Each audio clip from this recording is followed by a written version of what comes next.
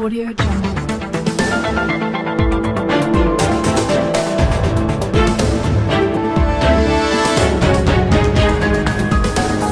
Audio Jungle.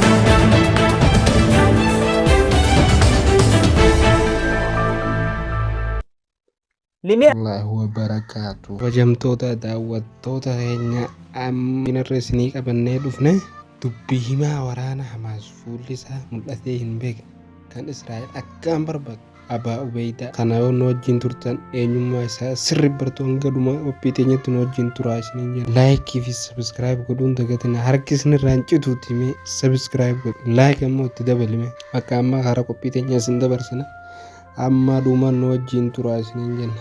Dubbii himaan damee waraanaa Hamaas Alqaasim jedhamuun beekamu waraana Israa'el Gaazaa keessatti namoota maqaansaa adda durummaan eeraman keessa maqaan Abaa Ubeydaa jedhamuun kan beekamu dubbii himaan kun yeroo hedduu ergaawwan Hamaas karaa miidiyaa hawaasummaatiin daba. Maqaa masoo kana ajajoota musliimaa beekamoo isa dura turan keessaa tokko kan ta'e Abaa Ubeydaa ibni al-Jarraah irraa onkololeessa 17 erga Hamaas kibba Israa'el irratti haleellaa raawwatee Israa'el haleellaadhaan deebii kennite as birgeedii waraanaa Alqaasim waliin maqaa Abaa Ubeydaa baay'ee beekameera. Namni Israa'el akkaan barbaadu garuu hanga yoonaa bira hin geenye kun fuulli isaa hin haa ta'u malee mallattoolee ittiin beekamu hedduu qaba. Haguuggii diimaa matatti maratamuun eenyummaan Abaa Ubeydaa isa dhugaa kan beeku ibsa kennuuf wayita kaameeraa duratti marata addaa Filisxeemin mataa fi fuula isaa haguuggata. Sochiiwwan waraanaa fi dhimmoota kan bal'inaan wayita ibsu Qur'aana qulqulluu toora tokko osoo itti hin dabne. Abaa Ubeydaan ergaa isaa kana karaa toora teelegiraamii garee Hamaasiif hojjetu kan bara 2020 banameetiin toora miidiyaa hawaasummaa biraa haala kanaan beekamu hin qabu. Dubbii isaa bal'inaan karaa miidiyaa hawaasummaa tamsa'eera. Miidiyaaleen elektirooniksii hedduun isaanii dabarsan gaazexaa beekamaan akkaataa biyyoonni Arabaa itti oolan gabaasurratti xiyyeeffatee fi teessoo isaa UK ta'e Al-Sharq Al-Awsaat. Abaa Ubeydaa yeroo jalqabaaf kan beekame bara 2000 fi miseensota birgeedii waraanaa Alqaasim keessatti tokko ta'uunsaa ni jedhee barreesse. Abaa Ubeydaan wayita ibsa kennu fuulli isaa haguuguun yoo ta'u barmaata kanas duraanii Alqaasim Imaad Aqal irraa dhaale. Imaad Aqal bara 1993 Israa'eliin qabame ammallee mana Israa'el keessatti dubbii himaan birgeedii waraanaa Alqaasim Abaa Ubeydaan duraa miseensa birgeedii waraanaa Alqaasim turus bara 2006 garuu dubbii himaa humna waraanaa kanaa ta'uun aangoo guutuu argate.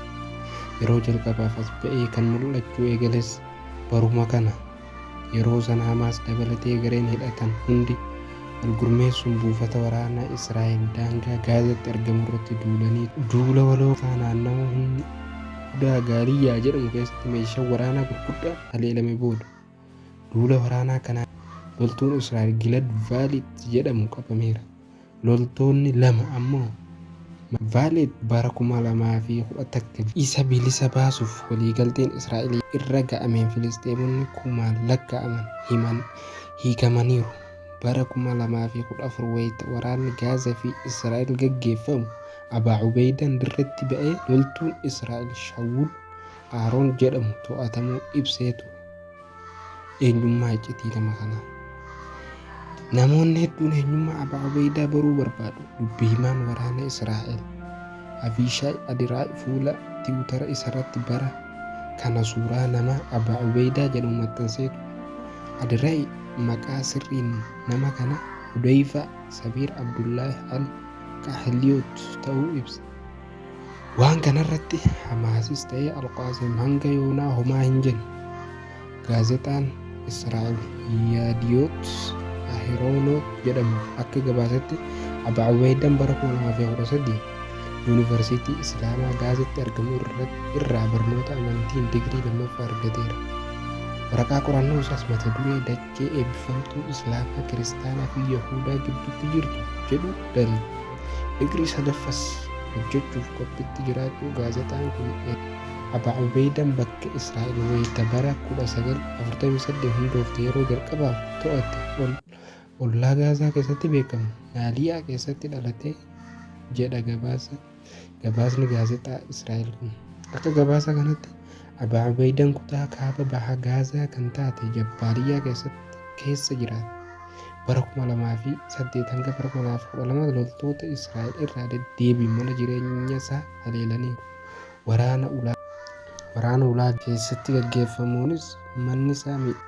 Laayikii fi sabskiraayib godhuun dagatinaa isiniin jennaa. Qophiin keenya hanga qophii biraa qabannee isinii dhufnutti nuuf turaa. Assalaamu alaikum warahmatullaahi wabarakaatuh.